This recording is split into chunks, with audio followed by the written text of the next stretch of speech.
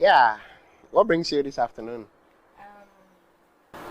Well, there's no problem, but I have a lot of questions that I'm seeking answers for. There are a lot of things bothering my mind about relationship, and you being a marriage counselor, I just came to ask you stuff about relationship. That's all for me. Oh, okay. That's great. That's great. So I think I'm ready for all your questions. All you want to know. Really? Nice of you. Thank you. Okay, my first question is, when is one ready to be in a relationship? I'm talking about relationship towards marriage to Yeah, basically, this question doesn't have one answer. Yeah, when is one ready to be in a relationship? We have to look at a whole lot of factors in answering this question. begin. Okay. For instance, some people might begin with age. For example, a 10-year-old person may not be ready for marriage. So maybe the age might come in, but it doesn't matter much because we also have some people who are around 40 or 50 years and yet not ready for marriage. So age, though, is a factor. We don't look at that, as the beginning point. But what we have to look at is the emotional maturity. How emotionally matured is the person who wants to get into some form of a relationship? When I talk of emotional maturity, I mean how can that person deal with other people from different backgrounds? How tolerable that person is? Basically, that is what we have to look at. When you talk of emotional maturity, it comes in with a whole lot of personality differences here and there. You may have heard of the sanguine, the phlegmatics, the melancholics, and then what else? Sanguine, melancholic, phlegmatic, choleric. Choleric. Good. So, who are you? That person who is getting ready. Are you in which group are you? Are you a sanguine or a melancholic or choleric? You have to know yourself first. And that person you want to engage in that relationship, you must also know how the person or in which group that person is so that it can help the two of you to blend. That aside, there are other things, personality differences. There's another man who also created John Holland, that is the name. He also talked about the RASIC, that is we have the realistic, entrepreneurial, artistic, social. I hope you have not heard this before. Yeah, it's quite new. Yes, and that's the RASIC. So basically, there are six. We have the realistic, artistic, investigative, social, entrepreneurial, and conventional. So that person you are dealing with, you need to find out in which group that person is and whether you can. So that aside, that is the emotional aspect aside, we have to look at the economic aspect. Financially, how ready are you as a man or as a woman wanting to go into the relationship? How independent are you? Are you capable of helping the one you want to engage in a relationship with? Are you able to support the person either as a man or as a woman? So basically, you have to look at all this before you decide that you want to go into a relationship. Okay. So after knowing that, let's say I've discovered who I am, I know what I want. What do I look for in a person before I start a relationship? A Somebody whole who's rich, lot. like a good-looking guy, or Yeah, what to look for. you have to look for a whole lot of things. Okay. Yeah, basically a whole lot. Really? Yeah, but let's begin from the cultural background. Yeah, the cultural background.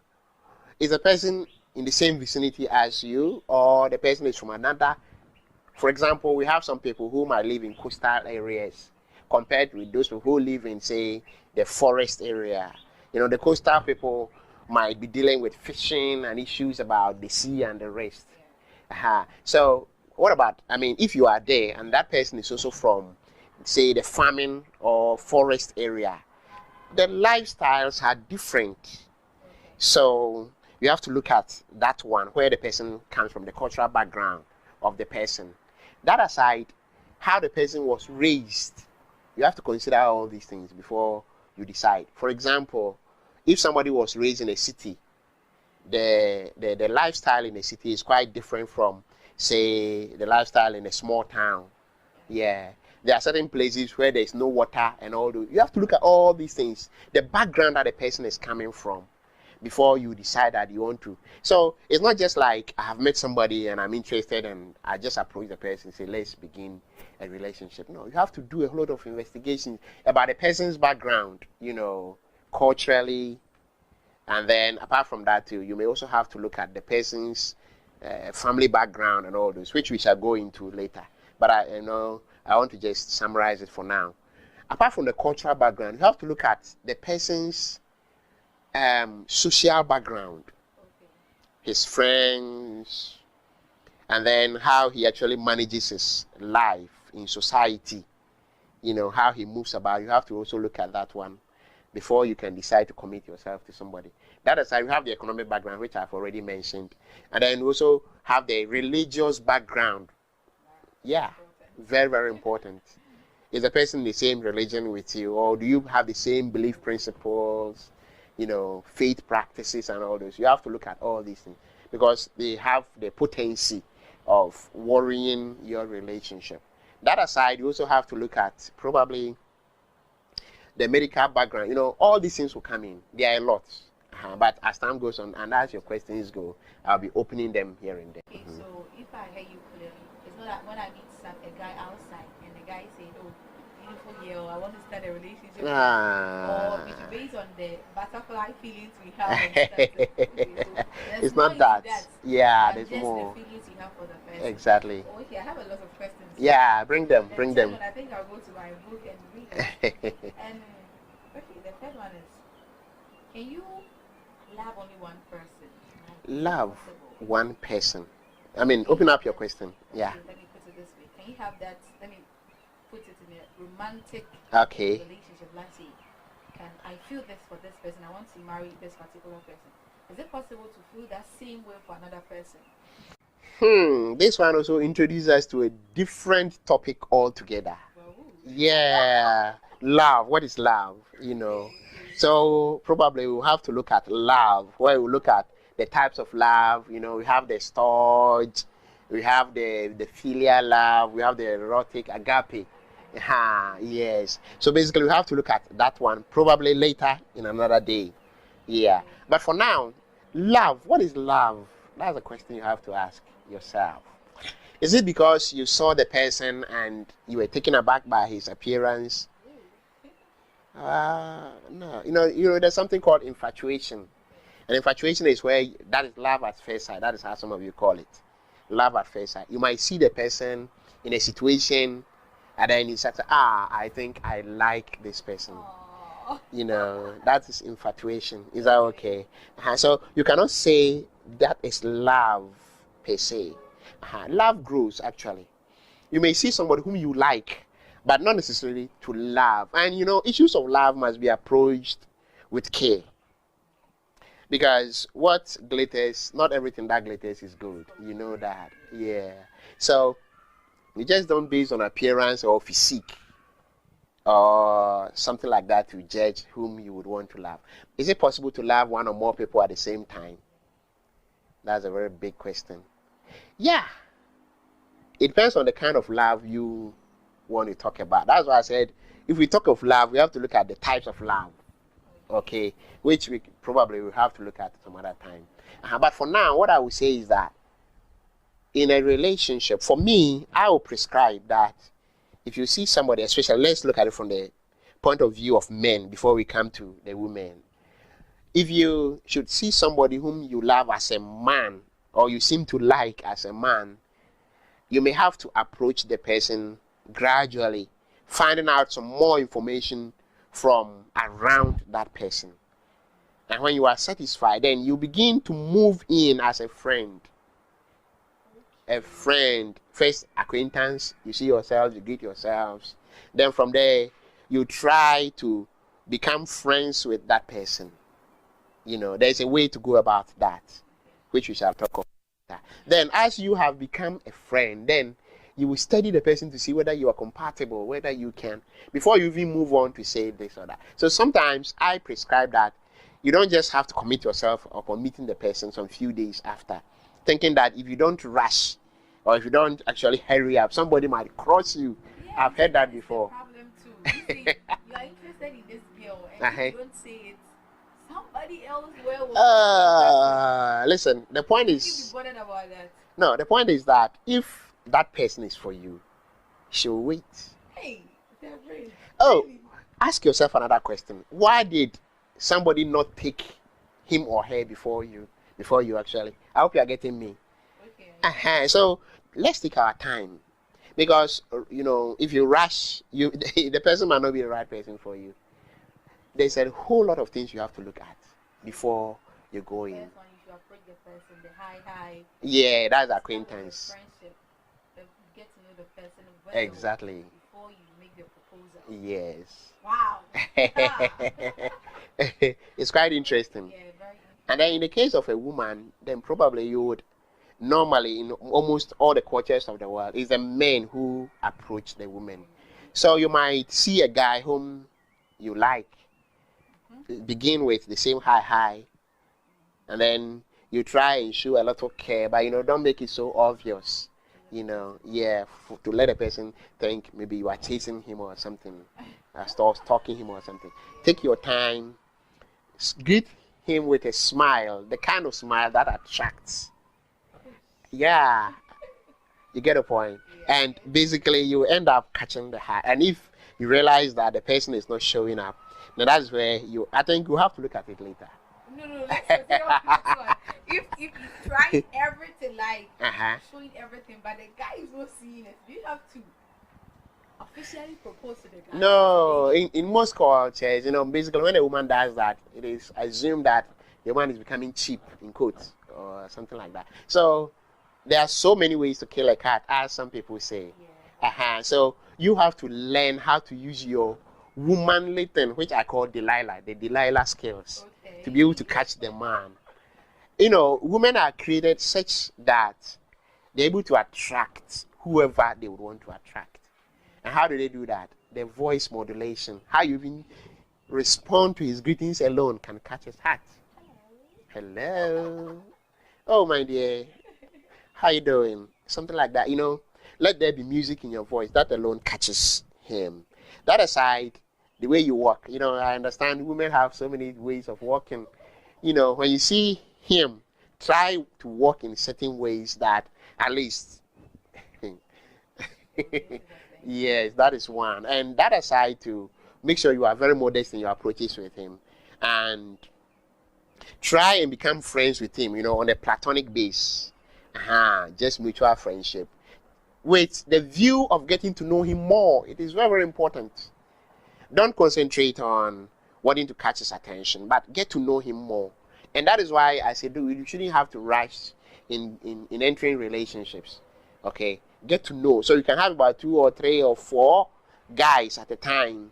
Then you'll be studying them, comparing them here and there to see their strengths, their weaknesses. Then from there you can make a choice. This women also have to do it. I mean, the guys have to also do the same thing. Yeah. So that's why we are saying that the moment you begin a relationship, don't hurry up to go to bed. That is a mistake many young people do. They would want to just... I was counseling a lady who said, if I don't really find out that one, how would I know whether I like it or I don't like it? But there's more into marriage and relationships than, issues on the bed. Though that is also important, but that is not the key. How supportive is that person? How humble enough is that person to take your advice? How cooperative is that person? What is the person's vision? What does he want to achieve in life? You have to look at all these things before you actually commit yourself into somebody. Is that okay? Bring more questions. Wow. I'm really learning. Yeah. My next question is, Yeah. when you start a relationship, let's say now, I know I'm ready, I've met a guy, I've studied him for some time, became friends, and now we make a proposal, I accepted it. Do I have to cut off my friends and my relatives, let's say, focus on my guy alone? No. That would be too wrong a thing to do, because we live in a society of people, The fact that you have found somebody isn't a guarantee that the two of you are going to end as lovebirds in marriage. Anything can happen. And that aside, it's not only the two of you who are going to live in this world. You're going to live in this world with people people around you, your friends, your relatives, your classmates here and there. So you would have to learn how to handle your relationship vis-a-vis the relationships with all those kind of people. Is that okay? What is a relationship? Basically, a relationship is how a person behaves towards another person. Yeah, generally, that is how it is defined. Your behavior towards other people shows your relationship with them. So if you should cut off people just like that, all because you have found, what about if the person doesn't continue the journey with you? You have to come and begin all over again. But your friends, Uh-huh. there are some guys they want you to themselves alone. They don't want you to Ha. be calling your friends, going out with your friend. It should be them, like them. If you have to go out, it should be with me. No, that is when you have actually escalated the whole process to a certain level, and that is where some of these things. I remember it was on one of the radio stations, and I was telling them that marriage or the beginning of marriage is like wanting to go and buy an automobile or a car. You haven't seen the vehicle, then you pay for it. You have not test drived, and you have paid for it. So if later you get to realize that this is the car that you have paid for, you got into it and you realize that things are not well, you have already committed your money into it. How do you get back your money? That's the problem. That is how many people, the mistakes people do. Right at the beginning, they let their emotions lead them to do certain things that they are not supposed to do. Then, before they are aware, they are trapped. Then jealousy begins to set in. Why would a lady or a guy say, I want you all to myself? Doesn't mean the person doesn't trust you, that you do the right things when he or she is not with you. You get the point? So if you have lived your life for some time before the two of you met, and because I have met you, I must change the way I live my life. It's not fair. It's not fair. You must let me be. If the person really loves you, the person should let you be. Stay true to yourself. Yeah, stay true to yourself. You don't have to restrict the person's movement. For me, if you do that, I'll just leave you because I don't think you're helping me. No, I'll just leave. Yeah, straight away. Yeah. Keep your friends and get to know. Make sure that there is a gap between your friends and your relationship. You don't have to go telling your friends about whom you have gotten. You remember, your friends might even be jealous of you, because you have gotten so and so person. So if you go about telling, oh, I have gotten a guy, or I've gotten a lady, she's so great and that, if you're not careful, somebody comes in and takes. And this question is very funny, but I have to ask. Yeah. How do you know that you are in love with somebody? This one, we'll reserve it. We'll reserve it till we actually look at the issues of love. Then we'll discuss it. And that is why we are saying that we would have to teach a lot of people. I'm happy you have come. I think as time goes on, we will continue to handle some of these things so that we will teach the right thing, the right approaches to marriages. And from there, people would not commit mistakes. Okay? Wow, dear friends, my visit to you has been great. I've really learned a lot today. I'm humbled, And yeah. I want to come some other time to learn more from you. Okay. Thank you for your time. Thank you too for coming. We are always around, ready to help.